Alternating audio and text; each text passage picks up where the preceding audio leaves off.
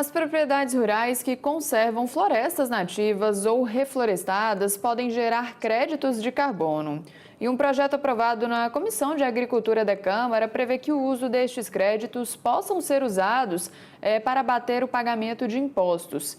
Quem diz para a gente como funcionaria a medida é o advogado tributarista e analista aqui do nosso canal, Leonardo Husley, que já está aqui ao vivo. Leonardo, bom dia, bem-vindo. Muito bom dia, Carol. Bom dia a nossos telespectadores, a nossa equipe. Vamos fazer uma ótima manhã e um projeto muito interessante que foi apresentado aí. Pois é, o que prevê essa proposta que teve parecer favorável do deputado Tião Medeiros, né? Exato, Carol. Bom, o projeto de lei 1436, que ela é de autoria do deputado Lúcio Moschini, do MDB de Roraima, recentemente foi aprovado na Comissão de Agricultura da Câmara dos Deputados e propõe, no meu entender, uma inovação jurídica de grande alcance, que é autorizar que os créditos de carbono, aqueles certificados, originados da preservação de florestas nativas ou áreas reflorestadas em propriedades rurais, elas possam ser utilizadas como forma de compensação de tributos cuja a incidência ou a hipótese de incidência ela decorra diretamente da atividade agropecuária. E como você mesmo mencionou, Carol, essa proposta ela recebeu um parecer favorável do deputado Tião Medeiros, que apresentou ainda um substitutivo ampliando a eficácia dessa PL. E ele incluiu expressamente a geração de crédito carbono como atividade rural para fins de apuração do imposto de renda. Então, a essência do projeto, ela repousa sobre um princípio simples, porém poderoso: reconhecer, em termos tributários, o valor ambiental das práticas no campo. Então, na prática, o produtor rural que mantiver as áreas conservadas com potencial de gerar crédito carbono certificado, ele poderá utilizar tais créditos ambientais para compensar tributos devidos como o imposto de renda da pessoa física decorrente da atividade rural ou, futuramente, impostos incidentes sobre a produção agropecuária no novo sistema tributário nacional, né?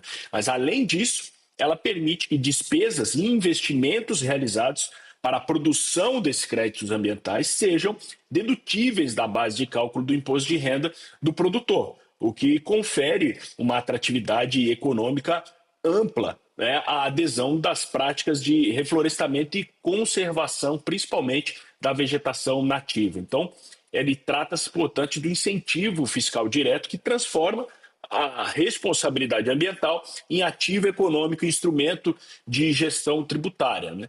A forma de operar desse projeto, obviamente, ela dependerá de uma regulamentação posterior por parte do Poder Executivo, que é a quem cabe estabelecer os critérios técnicos, né, os procedimentos de certificação dos créditos de carbono, bem como os mecanismos de apuração, controle e compensação fiscal dessa medida, né?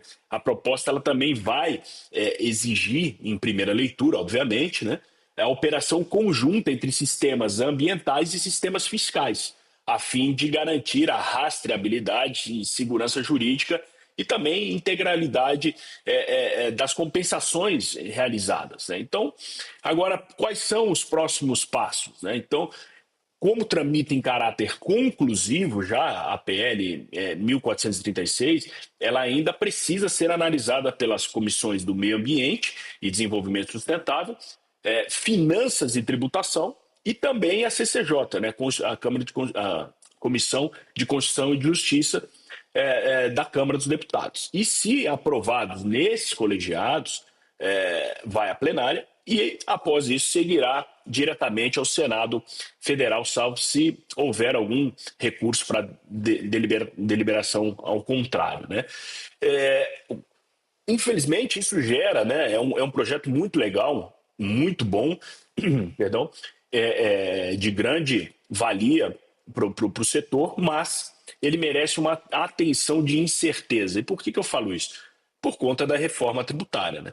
Então, esse ponto merece atenção especial, né? O futuro desse projeto, diante de uma nova estrutura introduzida pela emenda constitucional 132, que é a reforma tributária, e da regulamentação que está em curso, né, especialmente no projeto de lei 68/24, que criam, né, o imposto de bens sobre serviço, IBS, e a contribuição sobre bens e serviços, CBS, eles extinguem tributos atuais, né, como o ICMS, PIS e COFINS, e alteram profundamente as bases de incidências, as formas de apuração e o sistema de compensação tributária. E aí que mora a grande dúvida, né? Porque ela reside em saber se essa lógica de compensação de créditos ambientais ela será compatível com o novo modelo do IVA dual brasileiro.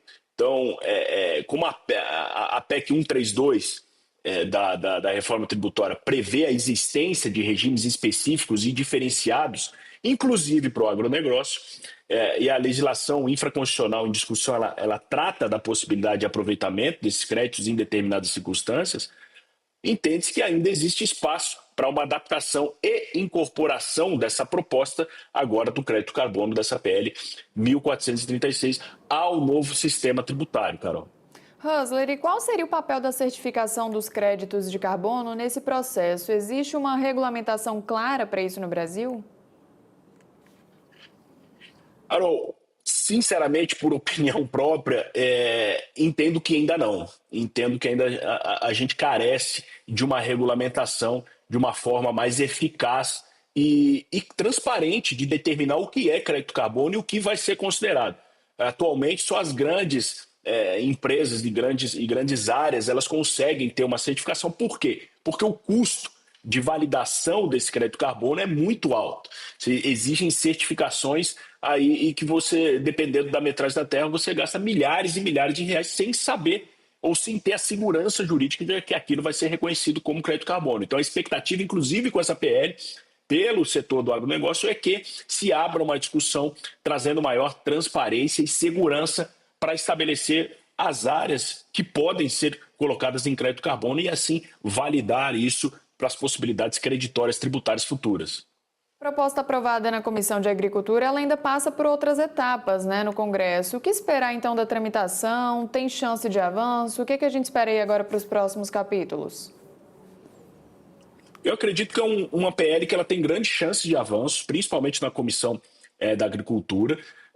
Na Comissão de Tributas, ela deve enfrentar ou deve ter esse enfrentamento referente à reforma tributária.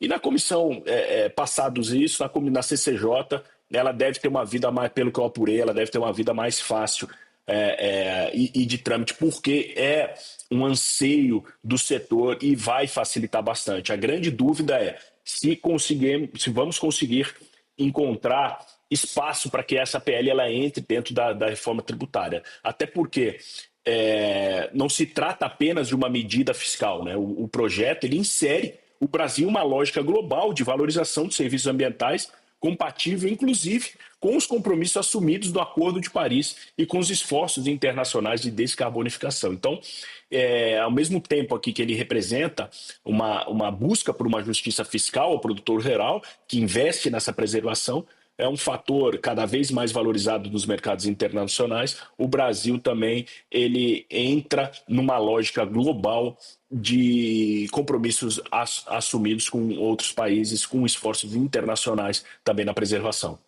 Husler, e essa medida ela pode se tornar uma tendência para outras políticas públicas que buscam aliar preservação ambiental com benefícios fiscais? Acredito que sim, Carol. Por isso que é uma porteira muito importante que se abre nessa discussão. É uma trilha promissora para o fortalecimento de um modelo do agronegócio sustentável, né? O reconhecimento ao valor econômico dos serviços aqui prestados pelos produtores rurais, né? Agora, a sua efetividade ela dependerá não apenas, né, da sua aprovação, mas também da harmonização com esses novos regimes fiscais que estão entrando, né? O desafio está posto, né? Incluir aqui a sustentabilidade na espinha dorsal do novo sistema tributário brasileiro. E caso isso consiga ser feito inaugurando por essa PL, com certeza será uma tendência não só para o agronegócio, mas também para outros setores importantes da economia do nosso país. Maravilha, Husler. Acho que falamos um pouquinho sobre tudo aqui, né? Obrigada pela participação e pela disponibilidade. Muito obrigado, eu que agradeço mais uma vez o espaço. Um grande abraço a todos os nossos telespectadores, a nossa equipe, que tenhamos aí uma ótima semana.